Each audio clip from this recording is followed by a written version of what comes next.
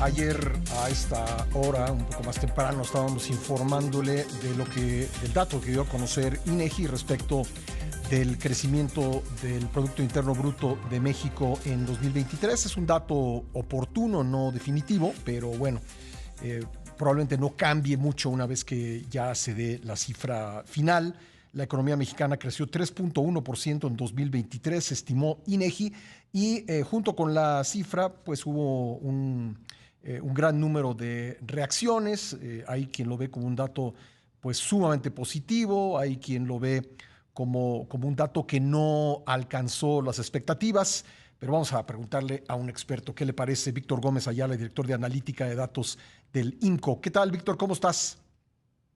Pascal, muy buenos días. Un gusto saludarte a ti y a tu auditorio. Bueno, pues hay quien dice es tercer año consecutivo de la economía mexicana creciendo por arriba de 3%. Hay quien dice, pues en todo el sexenio apenas se acumula un 3.3% de crecimiento, no ha crecido el PIB per cápita, incluso está por abajo del nivel que tenía. ¿Cómo debemos evaluar este dato que dio a conocer INEGI ayer? Efectivamente, Pascal, yo creo que hay 3 o 4 ángulos a partir de los cuales tenemos que evaluar la cifra. La primera, sin duda, es la expectativa que se tenía con respecto al crecimiento para este año. Y ahí, pues, tenemos diferentes maneras de verlo, ¿no? Una es cómo se ha evolucionado la expectativa a través del tiempo y otra es qué agencia, qué institución o qué especialistas estaban viendo el crecimiento para este año, ¿no? Ujú. Si nosotros vemos las encuestas como la que levanta el Banco de México o algunos otros bancos como Citibanamex, pues la expectativa era más alta, ¿no? Se esperaba un nivel más cercano al 3.5% y contra ese número pues se queda corto. Si lo vemos, por ejemplo, contra la del Banco de México, se queda un poquito abajo. El Banco de México estimaba un crecimiento de 3.3 Ujú. y contra la Secretaría de Hacienda un poquito arriba porque Hacienda esperaba 3, ¿no? Entonces, ahí cuando hablamos de expectativas, pues depende quién y cuándo, ¿no? Otro ángulo de análisis es el tema del sexenio, ¿no? Yo creo que sin duda ha sido el sexenio más de menor crecimiento en los últimos 30 años. Ujú. En promedio, pues apenas alcanza un 0.9% anual, porque pues sí, efectivamente viene el proceso de recuperación después de la crisis, pero también está la caída asociada al COVID, ¿no? Entonces ahí pues tienes otro ángulo donde dices bajo crecimiento.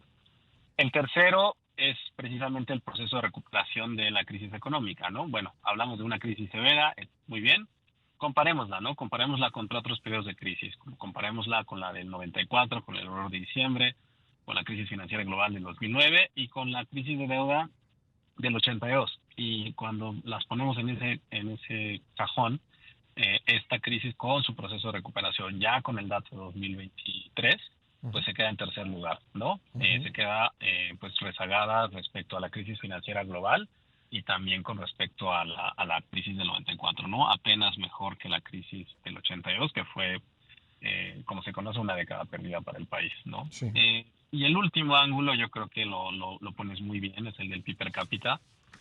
Aún con esta recuperación, el PIB per cápita no ha recuperado el nivel que tenía en 2018, es decir, el efecto de la pandemia prevalece a nivel del promedio del efecto ingreso sobre la población en México. Ujú. Y creo que ese es el dato más interesante, porque si nos comparamos no con las grandes ligas del mundo, ¿no? Si nos comparamos con mercados emergentes e inclusive mercados de América Latina, ¿no? Con Chile, con Brasil, con Argentina incluso, pues nuestros números de crecimiento per cápita de recuperación post pandemia no son para presumir. Ya, y también por ahí vi la tabla de cómo se recuperaron del COVID las 45 economías más grandes del mundo y México está en el lugar 31. Entonces también, pues es otro dato de contexto que merece la pena, ¿no? Totalmente. Ujú. A final de cuentas, México pertenece al G20, es una de las 20 economías más grandes del mundo. Y sin duda que pues la tenemos que medir bajo el parámetro que nos miden afuera, ¿no? Somos una economía de tamaño medio emergente, pero que sí tiene mucha relevancia en el contexto global, que tiene una amplia cobertura en los mercados financieros, que su relación comercial con el mundo es enorme, Ujú. y entonces hay que evaluarnos bajo las métricas que nos tenemos que evaluar, ¿no? Tenemos que aspirar a ser un país de mayor dinamismo, de mejor crecimiento, y sobre todo en términos de bienestar. Yo creo que efectivamente el PIB llega a ser una medida imperfecta de bienestar, pero el PIB per cápita se acerca un poquito más y ahí pues sí hay una tarea pendiente que atender. Bueno, ¿qué podemos imaginar para 2024 teniendo en cuenta un montón de cosas que pues es un año electoral, es un año en el que pues por la base de comparación quizá no alcancemos el 3%? ¿Cómo podemos terminar el gobierno en términos de este sexenio en términos de crecimiento económico, Víctor? Mira, la expectativa central está más o menos en 2.4%, es lo que ahorita la mayoría de los analistas tienen. Algunas otras instituciones esperan algo más cercano al 3, pero vamos, va a ser un número entre, lo más probable, entre 2.4 y 3, ¿no? Y va a depender mucho del sector construcción, porque es el que había venido rezagado y que se ha recuperado más del lado de la inversión, que mostró los números más positivos en el cierre del 23. Y sin duda del ciclo económico en Estados Unidos, ¿no? Recordar que también hay un proceso electoral allá. Los procesos de sesión presidencial en Estados Unidos pues tienen una relevancia importantísima para México por los flujos comerciales. Y pues esto vía el sector manufacturero va a ser crucial para el crecimiento. Sí.